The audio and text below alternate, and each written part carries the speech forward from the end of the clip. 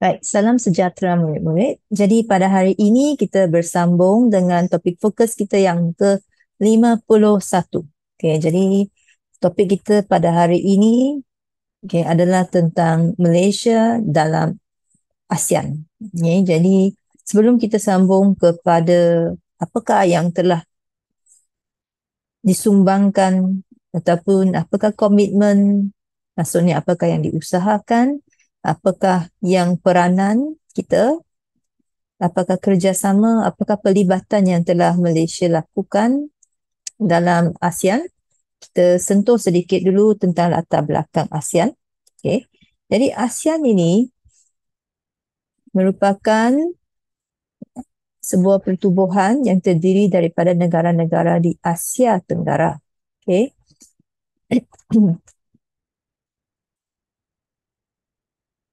Ia bermula, ASEAN dia bermula dengan tertubuhnya ASA, iaitu Persatuan Negara Asia Tenggara, ASA pada tahun 1961, dan pada peringkat awal ini ada MFT, iaitu Malaysia, Filipina dan Thailand yang terlibat dalam ASA. Kemudiannya pada tahun 1963,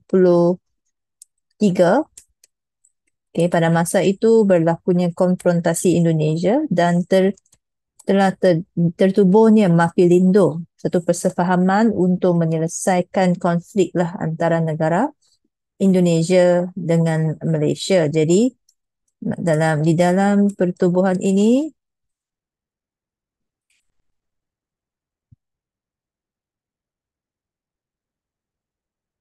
ada Malaysia, ada Indonesia, dan kita ada Filipina.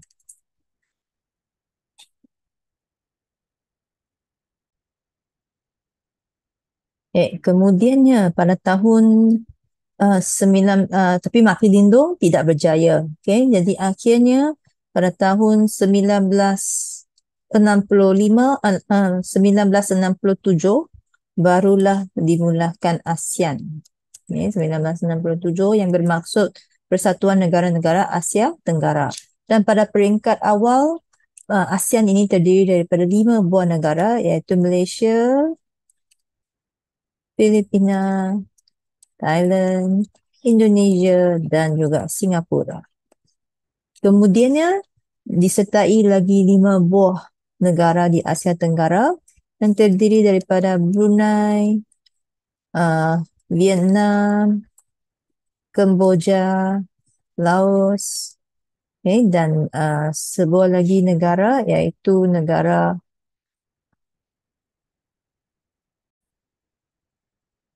Myanmar yang kita sebut dulu sebagai Burma Myanmar. Jadi ini adalah latar belakang pertubuhan ASEAN. Dia dimulakan dengan ASA, kemudian Mafilindo, kemudian akhirnya menjadi ASEAN pada tahun 1967. Jadi pertubuhan ASEAN ini dia adalah sangat pentinglah dalam dasar luar negara kita kerana keamanan dalam dalam antara negara-negara serantau ini, negara-negara jiran ini adalah sangat pentinglah untuk menjamin keselamatan negara kita sendiri. Jadi negara kita amat mementingkan isu ini. Oleh itu kita terlibat secara aktif dalam pertubuhan ASEAN. Jadi dalam pertubuhan ASEAN, negara kita melibatkan diri dalam pelbagai aspek dan kita juga mendapat pelbagai kebaikan daripada pelibatan itu, terutama dari aspek sejarah yang kita biasa sebut PES, politik, ekonomi dan sosial. Kita bermula dengan politik. Dalam bidang politik, antara salah satu usaha yang kita lakukan ialah kita mengemukakan ZOCFUN. Apakah itu ZOCFUN? ZOCFUN di sini bermaksud Zone of Peace, Freedom and Neutrality dalam bahasa Inggeris, tetapi dalam bahasa Melayu ialah zone, kita boleh ingat ABB lah. Peace itu aman. Freedom itu bebas. Dan neutrality ialah berkecuali. Okay? Jadi kita mengemukakan salah satu usaha negara kita dalam ASEAN ialah kita mengemukakan ZOPFAN pada tahun 1971. Baik, mengapakah itu penting untuk negara kita? Kerana ia adalah satu platform. ASEAN ini, kita telah menggunakan peluang ASEAN ini sebagai satu tempat, satu platform, satu pentas untuk satu pentas untuk semua negara antarabangsa di dunia ini tahu bahawa kita telah ubah daripada pro-barat dan anti-komunis kepada dasar berkecuali. ASEAN telah digunakan sebagai pentas platform sebegini untuk Malaysia isytiharkan, umumkan kepada dunia bahawa kita telah berubah, perubahan dasar luar. Okay, ini adalah kegunaan ZOPFAN. Jadi, dan salah satu buktinya pengisian daripada ZOPFAN ialah kita telah menjalinkan hubungan dengan China. Ini kita telah pun belajar dalam cabaran mengukuhkan dasar luar semalam. Okay, jadi tindakan Malaysia ini mendapat pengiktirafan bila kita dah sebut macam ni, kita umumkan dekat dunia tentang perubahan dasar luar kita. Kebaikannya ialah kita dapat pengiktirafan. Maksudnya negara lain kata mereka tahu dan terima. Mereka iktiraf kita sebagai negara yang berkecuali. Contohnya negara kuasa besar seperti Amerika Syarikat, seperti China, mereka tahu oh inilah dasar luar Malaysia dan kita terima iktiraf. Okay, jadi itu adalah perlibatan kita yang pertama dalam bidang politik. Kemudiannya terdapat juga banyak kita tahu dah sebelum ni cabaran yang dihadapi adalah politik serantau. Jadi cabaran politik serantau ini adalah disebabkan isu yang sama dengan semalam, iaitu isu komunis dan pelarian di Indochina, Vietnam dan Kemboja terutamanya. Jadi negara kita menggunakan juga ASEAN sebagai satu jalan untuk kita nak melibatkan diri untuk selesaikan konflik ini. Jadi yang isu kedua yang kita lihat di sini, pelibatan kita yang kedua ialah penyelesaian konflik serantau. Okay? Konflik yang dimaksudkan di sini adalah konflik ataupun kita boleh kata ada dua buah negara lah yang saling berperang, okay? Iaitu Vietnam dan Kemboja. Okay? Jadi kita cubalah dalam ASEAN ini, negara kita cuba cari penyelesaian konflik politik Indochina tersebut. Okay. Jadi Malaysia, apakah cara dia? Yang pertama ialah di Vietnam, Malaysia cuba selesaikan konflik ini dengan menyeru. Maksudnya Malaysia menggunakan ASEAN. Okay. Dan ASEAN, Malaysia telah cakap lah, Malaysia cakap umumkan kepada kuasa besar, menyeru mereka, bagi tahu mereka jangan campur tangan isu Vietnam. Okay? Tidak campur tangan isu Vietnam. Yang kedua, Malaysia untuk Kemboja, Malaysia juga ada terlibatlah dalam menghantar pasukan pengaman, hantar tentera untuk amankan keadaan di Kemboja di bawah PBB yang dipanggil misi UNTAC. Okay? Jadi ini adalah dua jalan penyelesaian yang telah diambil oleh Malaysia. Okay, dan pada tahun 1993 akhirnya masalah Kemboja telah diselesaikan melalui pilihan raya. Okay. Seterusnya kita lihat dari aspek ekonomi dulu, dan akhir kita akan lihat sosial juga. Okay, dari segi ekonomi, apabila kita terlibat dalam ASEAN, kita dapat kerjasama ekonomi dengan negara ASEAN yang lain. Contoh kita tengok dah tadi, negara-negara Brunei, Singapura, Filipina, Indonesia, ini semua negara-negara ini menjadi rakan dagang penting Malaysia. Maksudnya kita saling jual barangan, okay? Macam tu. Dan kita ada kerjasama dalam bidang ekonomi lah. Jadi contohnya salah satu yang diusahakan ialah projek AIP. AIP ini ialah Asia Industry industrial project. Jadi maksudnya projek industri Asia lah. Okay. Jadi yang ini jadi dia telah dimulakan di bawah ASEAN, dan projek ini antara kejayaannya ialah berjaya mengeluarkan baja urea di Indonesia. Okay, selain itu juga ada insentif. Insentif ni ialah nanti kita akan sebut apa yang dimaksudkan insentif. Dia dilaksanakan melalui satu program iaitu Skim Keutamaan Perdagangan SKP. Banyak singkatan dalam topik-topik berkaitan dengan pertubuhan. Okay. Jadi kita kena boleh kaitkan AIP ini adalah tentang industri I. Okay. SKP ni P, perdagangan ni. Okay. Jadi skim keutamaan perdagangan. Jadi bagaimanakah insentif itu dilaksanakan dengan memotong cukai barangan. Okay. Yang ini kita telah juga pernah lihat lah. Okay. Dalam pertubuhan Commonwealth, salah satunya usaha untuk meningkatkan perdagangan antara negara-negara terlibat ialah merendahkan kadar cukai. Jadi di sini juga usaha yang sama dilakukan, iaitu melalui SKP kita telah memotong cukai barangan, okay, untuk menggalakkan perdagangan antara negara ASEAN. Okay, dan akhir sekali dari segi sosial, bila kita sebut sosial, dia ada kaitan dengan pendidikan. Dan salah satunya ialah penubuhan SEAMEO. SEAMEO ini ialah Southeast Asia. C ini Southeast Asia, bukan laut. Okay. SEA ni Southeast Asia. M ini Ministry. E Education, Ministry of Education Organization. Maksudnya adalah pertubuhan untuk Menteri Pendidikan di Asia Tenggara. Jadi di dalam SEAMEO ini ada apa? Ada kerjasama dalam semua bidang berkaitan dengan pendidikan.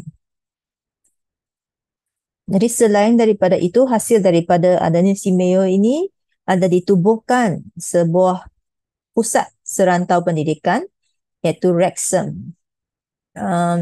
The Regional Center for Education in Science and Mathematics. Okay, jadi ini adalah nama singkatan dia REXM, ada di Pulau Pinang.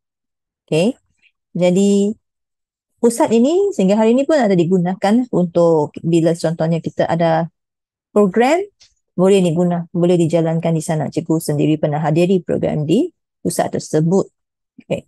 Dan selain daripada bidang pendidikan, kita juga ada mengadakan kerjasama kebudayaan, okay, dengan negara-negara dalam ASEAN. Contohnya kita ada mengadakan festival kebudayaan dan kesenian melalui tabung kebudayaan ASEAN. Okay. Dan akhir sekali kita juga ada menjalankan kerjasama bidang sukan melalui Sukan C. Okay. Jadi itulah antaranya pelibatan Malaysia dalam ASEAN. Okay, sekarang kita dah selesai perbincangan dia, kita pergi kepada bahagian latihan. Okay, latihan hari ini kita lihat yang lebih panjang sedikit, iaitu berkaitan dengan satu soalan esei berkaitan dengan ASEAN. Jadi soalan pertama, apakah yang anda faham tentang konsep Zopfan dalam pertubuhan ASEAN? Yang ini kita perlu berikan perincian.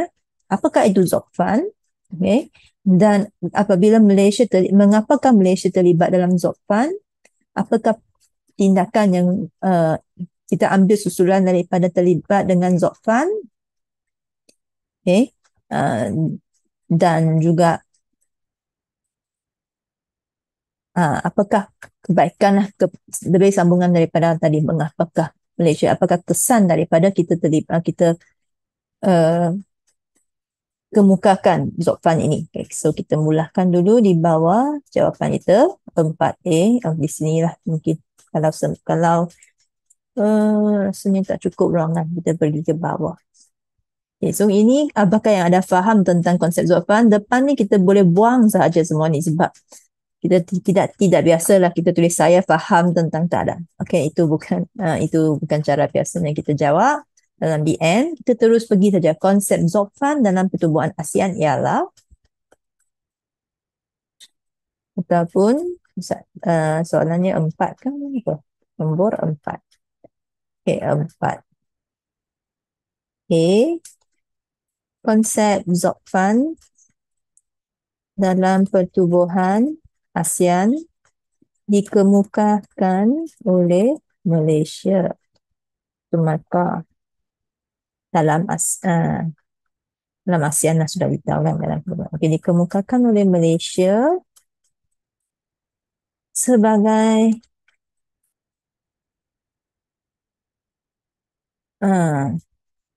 dengan ASEAN sebagai platform untuk mengisikan perubahan dasar luar Malaysia. Zopfan, selain itu, konsep Zopfan bermaksud zon bebas, aman, duduk aman, ABB, aman, bebas dan berkecuali satu markah. Dan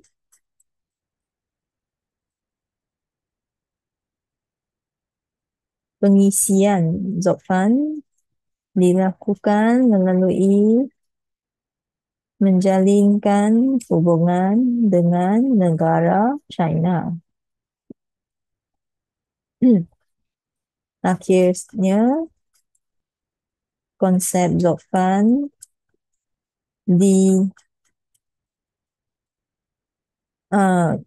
konsep Zopfan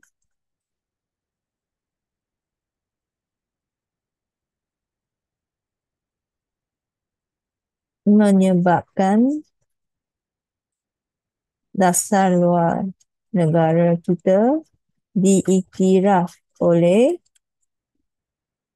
kuasa besar seperti Amerika Syarikat dan China. Okay, habis. Okay, jadi ini adalah jawapan untuk A. Kita beri 5 jawapan, kalau 4 markah. Ingat lah. Seterusnya, huraikan sumbangan Malaysia dalam ASEAN.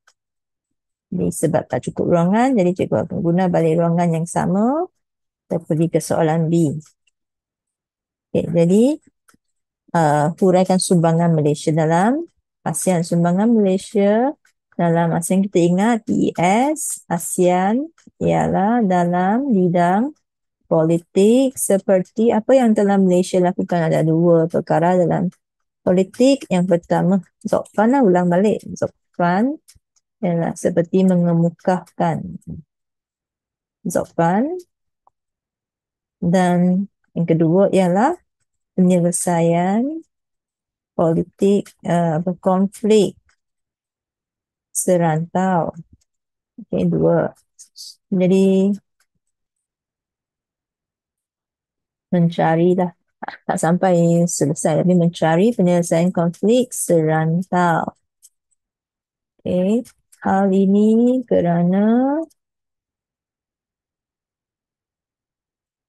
ASEAN dan platform untuk kita guna balik sebenarnya soalan pertama untuk untuk mengumumkan perubahan dasar luar negara kita dan mencari penyelesaian konflik serantau ialah berkaitan dengan dan terdapat konflik di Vietnam dan Kemboja berkaitan dengan ancaman komunis dan pelarian. Okay. Jadi kita dah siap empat isi dalam satu saja, politik. So ada ekonomi dan sosial lagi. Jadi kita tak payah nak berpanjangan. Tetapi kalau kita ingat tadi kan semua zon aman, bebas dan berkecuali, bolehlah kita boleh sambung. Okay. Dan kita juga boleh sambung tentang di samping itu pengisian Zokpan dilakukan melalui menjalinkan hubungan dengan negara China. Boleh juga akan dapat juga markah sebab kita dah ingat kan, so tak apa, ulang lah, lebih senang untuk kita. Okay. Okay. Dan tambahan pula kita sambung kepada ekonomi. Okay. Tambahan pula sumbangan Malaysia dalam ASEAN ialah kerjasama ekonomi dan kerjasama sosial.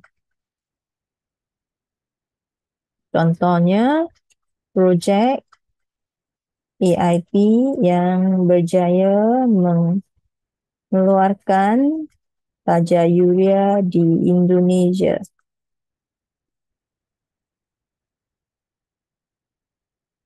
Dan penubuhan Simeo. Malahan negara kita melakukan kerjasama sukan di sukan C. Contohlah, tulislah apa yang kita ingat semua tu. Ini dah lebih-lebih daripada 8. Okay, jadi kita mesti dapat markah penuh. Okay, seterusnya kita pergi kepada soalan C.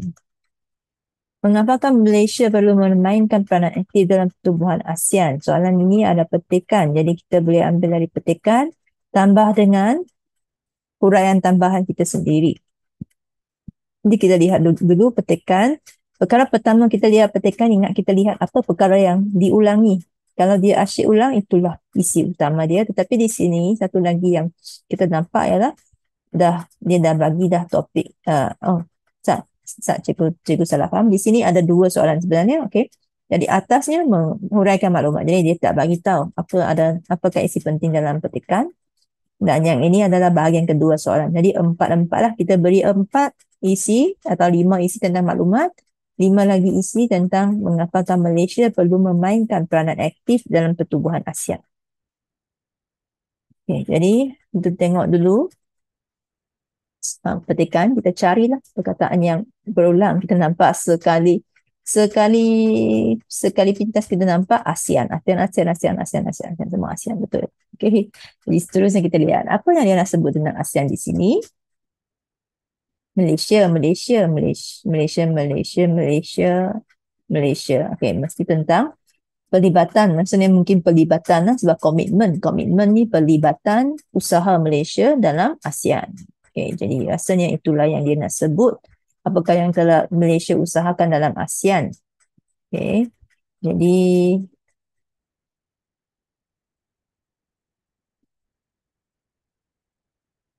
kita boleh highlight lah mana yang nampak usaha Malaysia dalam ASEAN. Ataupun ada juga yang tak bagi tahu tentang kebaikan ASEAN kepada Malaysia.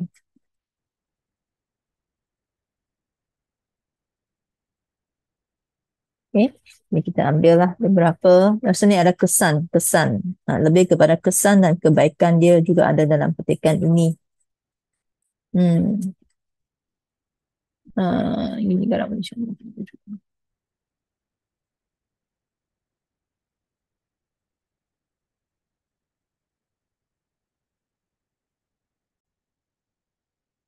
Okay, baik. Jadi kita lihat.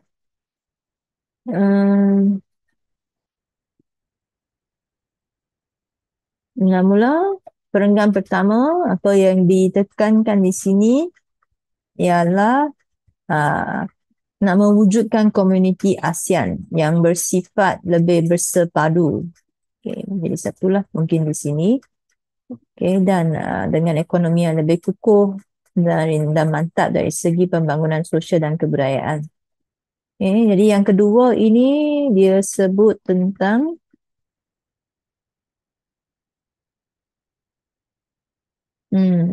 bagaimana cara dia, kaedah dia ialah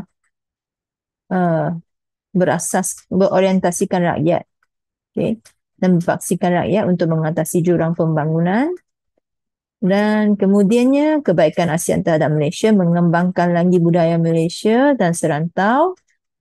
Dan dengan adanya contoh, ini contoh dia, okay, kita juga boleh ambil. Dan akhirnya dari segi ekonomi, bagaimana dia lebih kepada langkah-langkah yang langkah-langkah yang ASEAN lakukan yang membawa kebaikan kepada negara kita. Jadi kita cubalah di sini ambil beberapa isi penting. Keperenggan pertama, maklumat ikan di atas ialah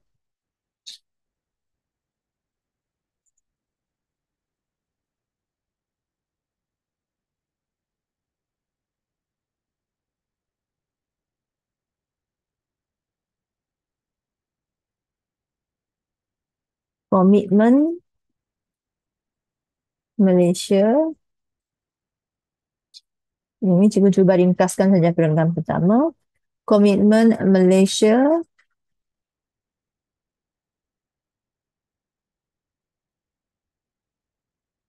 untuk mewujudkan komuniti ASEAN yang bersifat bersepadu.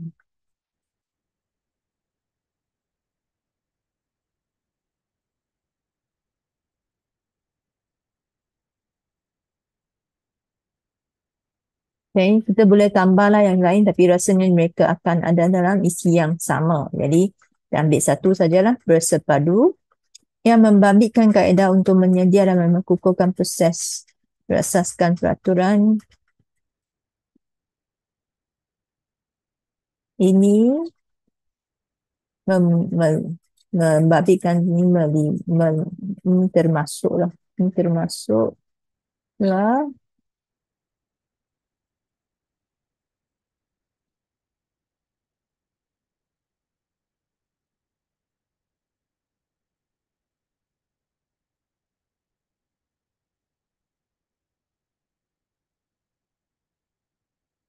proses penyepaduan komuniti ASEAN, penyepaduan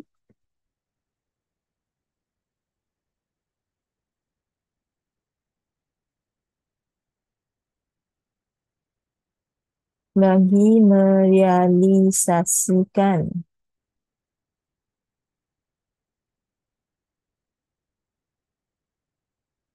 komuniti ASEAN berpaksikan rakyat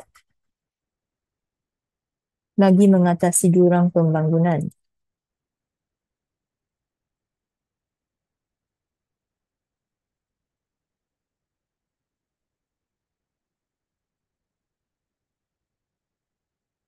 Pesannya ini dapat memberikan nilai tambah, memberikan manfaat kepada Malaysia.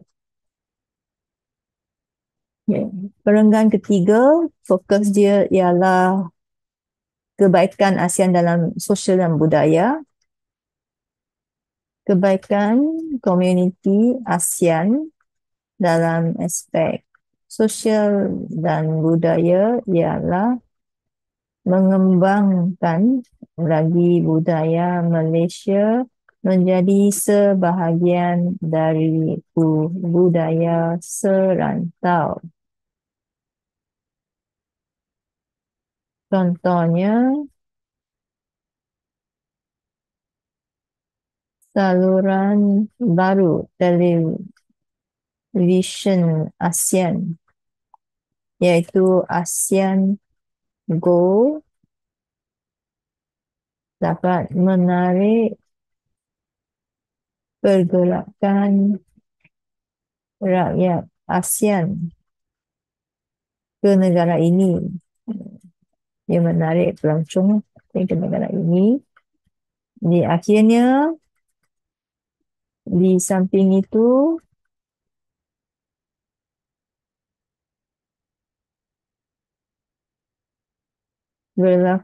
terdapat pengurangan cukai dalam aspek ekonomi. Dan ini memberikan pasaran lebih besar untuk produk Malaysia. Okay, ini cikgu hanya ringkaskan bahagian ayat-ayat dalam petikan kepada beberapa isi di sini. Okay, dalam perenggan pertama kita boleh tulis beginilah. Kita cuba jangan sebab petikan ini adalah setengah petikan itu agak jelas lah isi dia. Kalau bagi cikgu petikan ini agak agak rumit lah, agak tercampur aduk isi dia. Dia tak ada uh, satu topik yang sangat-sangat fokus antara perenggan. Jadi dia sentuh tentang sosial, dia ada sentuh tentang ekonomi, tapi perenggan 1 dan 2 lebih kepada kaedah dan kebaikan. Jadi secara umum. Ha. Jadi itu adalah sedikit pengelirukan. Jadi kita kalau kalau petikan sebegini, maksudnya kita janganlah hanya ambil 4 isi, kita cuba ringkaskan setiap perenggan kepada 1 ke 2 ayat dan kita binalah sebanyak tulislah sebanyak yang boleh. Okay, kemudian kita pergi kepada perenggan yang kedua. Mengapakah Malaysia perlu memainkan peranan aktif dalam pertubuhan ASEAN? Jadi Malaysia perlu memainkan peranan aktif dalam pertubuhan. Kalau mengapakah kita guna ASEAN? Kerana, okay, ingat. Jadi soalan ini mengapakah adalah kata kunci dia. Jadi jawapan dia kita boleh gunakan keyword kesan. Dapat menjadikan politik negara stabil. Hal ini kerana dapat mengelakkan campur tangan kuasa asing. Okay. Oleh itu, kedaulatan negara yang lebih baiklah, kedaulatan negara terjamin. Contohnya, di sini kita mungkin kurang sesuai untuk kita negara kita diiktiraf oleh PBB, biasanya kita tulis. Jadi mungkin contohnya macam tadi, dasar luar negara kita diiktiraf oleh kuasa besar seperti Amerika Syarikat. Itu salah satulah yang kita nampak. Memang bila mereka iktiraf negara kita, itu dari segi itu pun mereka iktiraf kedaulatan negara kita lah sebagai negara yang berhak ada kuasa menentukan hala tuju sendiri. Okay, baik. Jadi itu perenggan pertama. Kita sambung pula perenggan yang kedua. Selain itu, ataupun dalam kad kebat yang cikgu ajar tu, kita biasa di samping itu, Malaysia perlu memainkan peranan aktif dalam pertubuhan ASEAN kerana dapat menjamin keamanan negara ataupun dapat menjadikan negara aman sama saja. Hal ini kerana okay,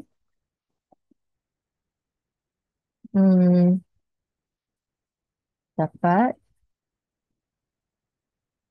di sini biasanya kita tulis rakyat hidup bersatu padulah. Okay. Dapat. Tapi di sini sebab kita nak kaitkan dengan ASEAN, kita juga boleh mengeratkan hubungan negara dengan negara serantau. Okay, jadi kita tukar sedikit sebab nak sesuaikan dengan ASEAN. Oleh itu, dapat mengelakkan konflik dalam kalangan negara serantau. Contohnya, negara kita aktif dalam penyelesaian konflik serantau, kan tadi ada kan konflik serantau seperti di Kemboja dan Vietnam. Okay. Kesimpulannya, politik negara stabil dan negara aman ialah sebab Malaysia perlu memainkan peranan aktif dalam pertubuhan ASEAN. Menjamin politik negara stabil dan negara aman ialah sebab Malaysia perlu memainkan peranan aktif dalam pertubuhan ASEAN. Baik. Jadi itu adalah jawapan yang kita boleh tulis cadanganlah jawapan untuk soalan ini. Okay. Tentunya ada isi lain lagi. Contohnya kita juga boleh pada masa yang kita boleh tulis juga. Kebaikannya ialah dapat menjadikan imej negara cemerlang. Hal ini dapat menarik kedatangan pelabur asing. Kesannya peluang pekerjaan meningkat dan ekonomi negara maju. Okey, jadi akhirnya rakyat akan hidup sejahtera dan kedaulatan negara terjamin. Contohnya lah, banyak sebenarnya banyak cara lain juga, isi lain juga yang kita boleh tambah lah dalam topik ini. Okey, jadi itu adalah jawapan kita untuk hari ini dan dengan itu bertamatlah sesi perkongsian kita pada hari ini. Semoga dapat dimanfaatkan dalam SPM nanti. Baik, sekian, terima kasih.